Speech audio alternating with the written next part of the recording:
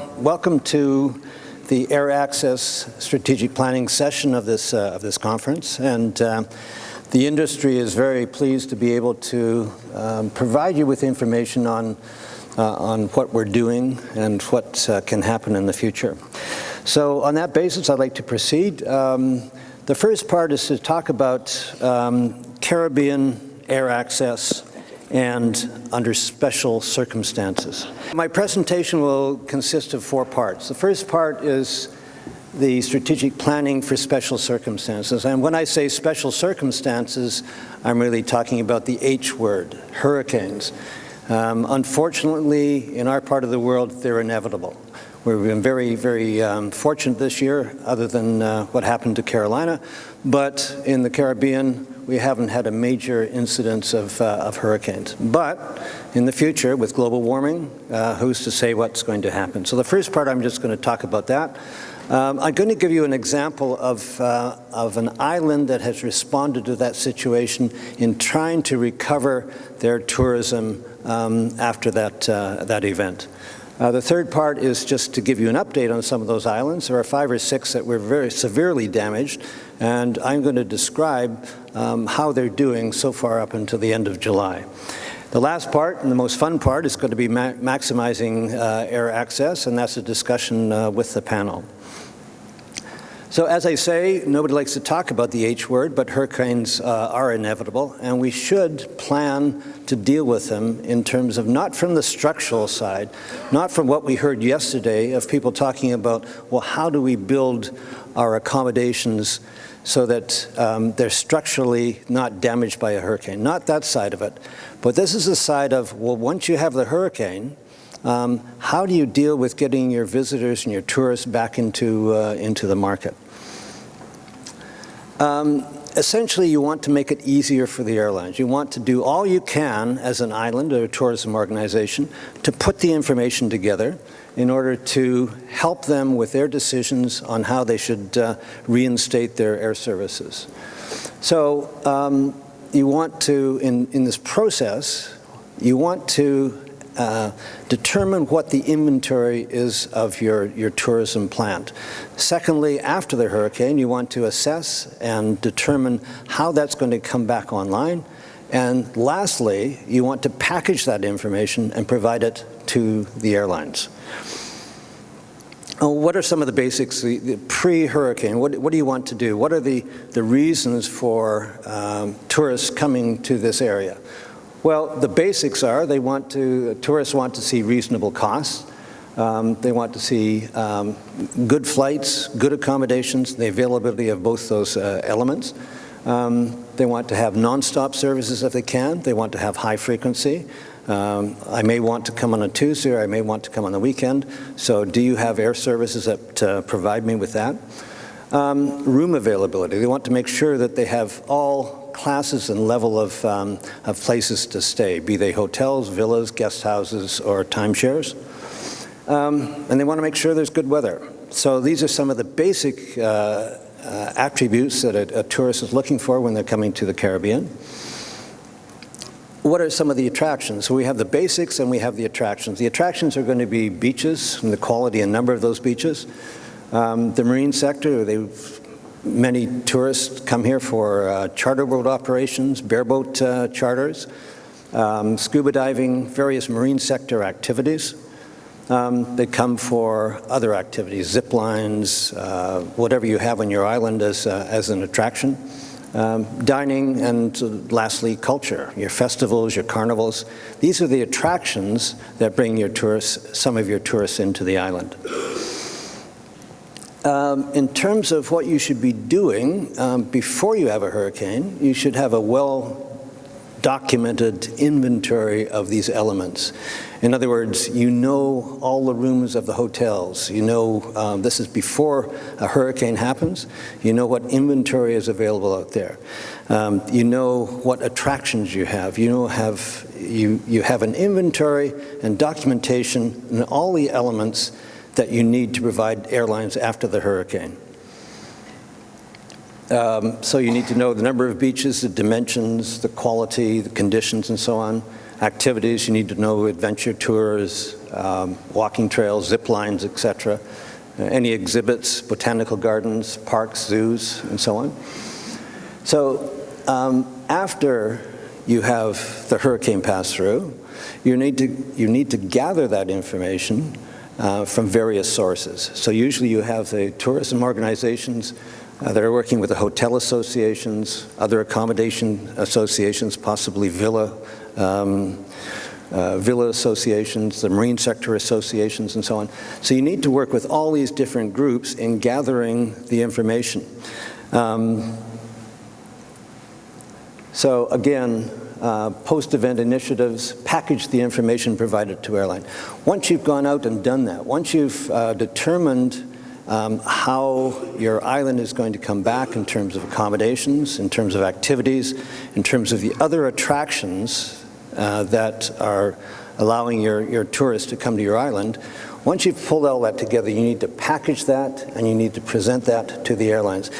In other words, it's going to be easier for the airlines to have someone that puts that together than sending an analyst down to your island, going around and gathering that information. So you want to make it easy for the airlines to make those decisions on coming back into your island. In terms of the sequence of passengers coming back after a hurricane, this is essentially, so this isn't just tourists, these are travelers on airlines. So the first travelers, passengers that come back into the market are the resident travel. And the example I'm using is a St. Martin. So what I'm going to take you through is what St. Martin did after the hurricane came through. And 80% of the hotels and timeshares and accommodations, 80% were either damaged or destroyed. So a big hit on places for people to stay. And if you haven't got a room, no airline's going to fly people to sit in the airport and sleep in the airport. So the first element that comes back on track are the resident travels. In St. Martin, as an example, they represent 10% of the travel to and from the island. The second part are the arriving private boats. Now, if you have a boat, you're not based in the Caribbean islands, then you haven't been damaged. So you can come back with your crew, with the cruise, the yachts can come back into the island, and they're the second type of traffic that comes back. The third type is travel within the Caribbean. And travel with the Caribbean, we've found, is the third level of traffic that comes back to a Caribbean island hit by a hurricane. Fourthly is the timeshare owner. The timeshare owner has, they have an investment in their property. They have an interest in coming there in the past year, so they want to come back and see how their property is and have a goodwill gesture to where they have their timeshare. Fifthly are the connections. St. Martin has about 35% of its passengers that are making connections to St. Bart's, Anguilla, St. Kitts, Nevis, BVI, and so on. So 35% of the passengers coming through the airport are staying in other islands. So those tourists can come back through St. Martin to those islands that haven't been destroyed. St. Kitts was not damaged by Irma or Maria. And so on. So you can still get that kind of traffic on your airplanes. Lastly are the tourists. They are the last ones to come back and reestablish the level of operations that you've had in the past. Just the boating sector, very important in some markets, BVI in particular. In BVI, there are 4,200 boat berths, and so that's a very important factor. And when you're coming from the marine sector, you do fill airplane seats. This is very hard to read. You won't be able to read it, but it's an example of what we put together in St. Martin in terms of going to the property owners, talking to the managers, the owners, and those that were involved in that particular accommodation source. And what we did, we looked at the rooms before the hurricane, we looked at the available just after the hurricane, and then we went out 3 months, 6 months, And we said, well, when are you coming back? When are you going to have rooms available for tourists coming in? And so we did a very vigorous assessment of that side of the business. So accommodations, critically important.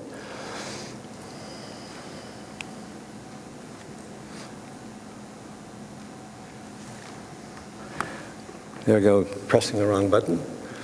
And in St. Martin, this is an example of how those accommodations were recovering. So by March, we had 27% of the rooms that were available before the hurricane. 27% of the rooms were available, and we said this is how it's going to evolve over the next 2 years, so that you, the airline, can incorporate it in your plan of operations for the coming 2 years.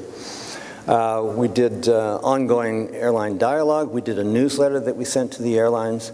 And one of the major things we did was we put a video together just showing what St. Martin was like after the hurricane, that people were actually going to restaurants, people were actually on the beaches, people were very active in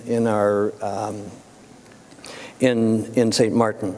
So then we took that information, we provided it to the airlines, and we asked the airlines to disseminate that to their customers, either their frequent flyers or travel agents or whoever else they're dealing with. So the video gives you a picture of life back after the hurricane. So it was very important to pull that together and give it to those that might travel in the future. Well, what was the result of pulling this information together, packaging it, and presenting it to the airlines?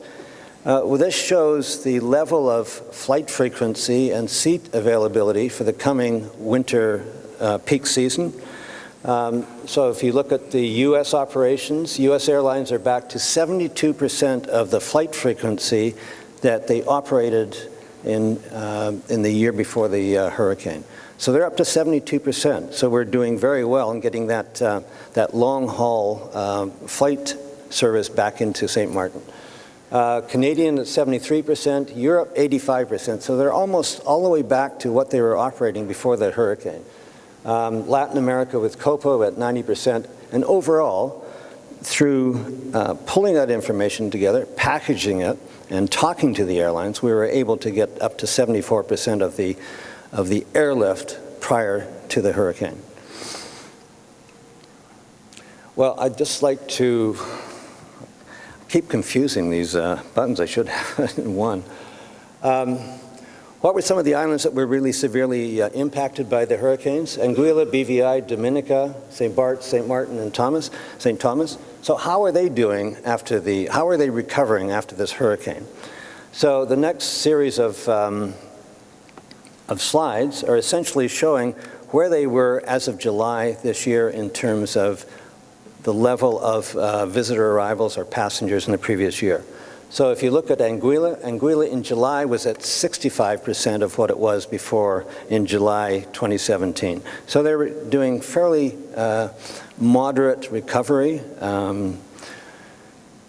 BVI is at about 46%. BVI has 21 hotel and villa rooms. It has, as I mentioned, 4,100 boat berths.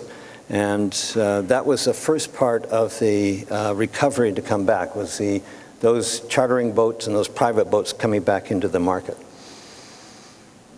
St. Barts is a very good recovery. They were actually 86% of their previous pre-hurricane visitors in the month of June. It fell a bit to 77% in July, but nevertheless, at 3,100 rooms, their recovery has been very, very positive. St. Martin in July was about 48%, so we're coming back a little slower than St. Barts and Anguilla, but we are coming back. St. Thomas, very close to how BVI has gone. In July, they're at 52% of the pre-hurricane number of visitors. This is a slide, this is interesting. We did some work for St. Martin, and the last hurricane that we can really look at in terms of actuals was to take a look at Lewis in 1995. And you can see the difference in the two bars. So the light blue bar is the recovery after Lewis in the year after the hurricane. So with Lewis, 78% of the St. Martin visitors were back coming to St. Martin the year after the hurricane.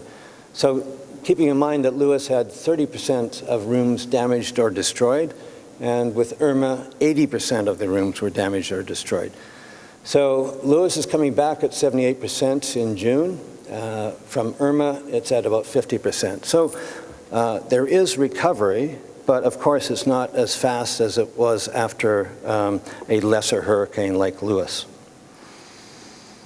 So what I'd like to do now is ask Martinique to show their video of their airport. And after that, we're going to ask some very probing questions to the panel members, and you can also do questions to them when we get into that. So Leo, can we have the... Valerie, would you like to say anything about your video? You can come here.